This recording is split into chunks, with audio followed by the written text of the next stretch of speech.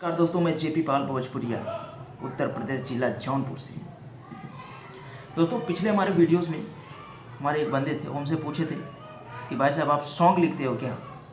तो मैं उनके लिए बताना चाहूँगा, जी भाई साहब मैं सॉन्ग लिखता हूँ। सॉन्ग से रिलेटेड ही मैं वीडियो बनाता हूँ। जो भी मेरा वीडियोज़ है आप देखेंगे तो सॉन्ग से ही रिलेटेड है, अदर नहीं है। तो मैं उनको बताना चाहूँगा, अगर आपको चाहिए तो आपको सॉन्ग मिल सकता है, जैसा भी आप सॉन्ग चाहें मिल जाएगा। तो आज का मेरा विषय है कि बगैर हारमोनियम से कुछ लोग बताए थे कि बगैर हारमोनियम का सॉन्ग कैसे लिखें। तो बगैर हारमोनियम का सॉन्ग बहुत आसानी से भी लिख सकते हो, ऐसा नहीं है। बहुत लोग बोलते हैं बगैर हारमोनियम का सॉन्ग नहीं होगा ना, होगा वो, मैं नियम बताता हूँ। कौन बोलता है नहीं होगा? मैं बगैर हारमोनियम का सॉन्ग लिखता हूँ, अभी भी मैं बोल रहा हूँ। अभी जितने भी मेरे सॉन्ग्स हैं, जेपी पाल भोजपुरिया का देशभक्ति सॉन्ग, या जेपी पाल भोजपुरिया का लोकगीत, या जेपी पाल भोजपुरिया का रिमिक्स सॉन्ग, या जेपी पाल भोजपुरिया का देवी गीत, डाल के देख लीजिएगा। जितने भी मेरे सॉन्ग हैं ज़्यादा से ज़्यादा मैं ही लिखा हूँ, और दूसरे का भी लिखा हुआ गाता हूँ, ऐसा नहीं है। मैं दूसरे का भी लिखा हुआ गाता हूँ, अपना भी गाता हूँ। क्यों? क्योंकि मतलब सबके दिमाग में अलग अलग चीज़ रहता है। जो हमारे दिमाग में है वो सामने वाले के दिमाग में नहीं है, और जो सामने वाले के दिमाग में है वो हमारे दिमाग में नहीं है। सबसे पहली बात ये होता है। तो कभी भी अपने आप को ये नहीं समझना चाहिए कि मैं जो काम कर ले रहा हूँ तो मैं दूसरे का सहारा क्यों लूँ, ऐसा होता है। ऐसा कभी भी नहीं सोचना चाहिए, क्योंकि जो मैं जानता हूँ वो सामने वाला नहीं जानता है, और जो वो जानता है वो हमको नहीं मालूम है। कभी कभी ये होता है कि कोई बड़ा आदमी रहता है, या कोई बड़ा मतलब जो भी है कलाकार है, तो वो जो मैं जान रहा हूँ वो भी जान रहा है, और जो वो जान रहा है वो मैं नहीं जान रहा हूँ, ऐसा होता है।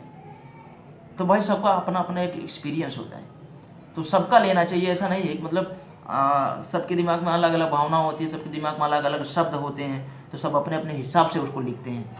तो सबका लेना ज़रूरी होता है, एक ही लोगों के भरोसे नहीं काम करना चाहिए कभी भी। आप किसी का भी सॉन्ग ले रहे हैं लिखने के लिए, तो एक ही लोगों का बिल्कुल मत लीजिए। मान लो 1 2 सॉन्ग 3 सॉन्ग लिए किसी का, तो चलो ठीक है। दूसरे लोगों का लेना चाहिए, जिसको मतलब आप मतलब आपके ऊपर वो डिपेंड करता है कि मतलब आप किसका लेना पसंद करते हैं। सबका अलग अलग होता है ना, मतलब सबका मैटर अलग अलग होता है, सबके दिमाग में अलग अलग भावनाएं होती हैं, सब अपने अपने तरीके से लिखते हैं। तो तुकबंदी मेन होता है, वही तुकबंदी मतलब मिलता जुलता रहना चाहिए लास्ट में। ऐसा नहीं है पता चला तुकबंदी ठीक है ही नहीं तो सॉन्ग लेने का मतलब क्या है। तुकबंदी और अच्छे अच्छे शब्द होना ज़रूरी होता है। कभी कभी नए लोग भी अच्छे शब्द लिखते हैं, ऐसा नहीं है। नए लोग भी बढ़िया बढ़िया सॉन्ग लिखते हैं, ऐसा नहीं है कि पुराने ही लोग अच्छा लिखते हैं।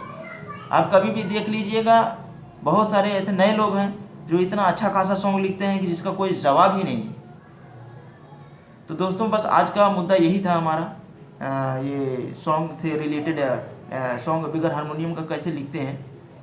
सबसे पहली बात तो सुबह में आप कल्पना करिए, आंख बंद करिए, आधा घंटा 15 मिनट 20 मिनट कल्पना करिए किस टॉपिक पर आप सॉन्ग लिखना चाहते हैं। आंख बंद करके कल्पना करना, और वही सोचना, दूसरा कुछ नहीं।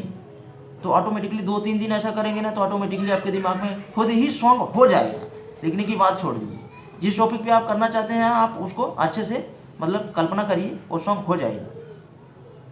तो नमस्कार, फिर दोस्तों मिलते हैं अगले वीडियो में हम।